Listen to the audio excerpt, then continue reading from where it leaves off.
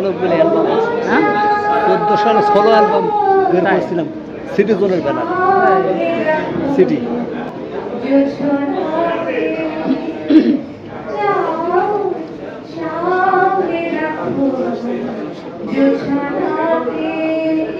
অনেকগুলি অ্যালবাম আছে। হ্যাঁ 14 সালে সোলো অ্যালবাম বের করেছিলাম সিটি জোনের ব্যানারে। সিটি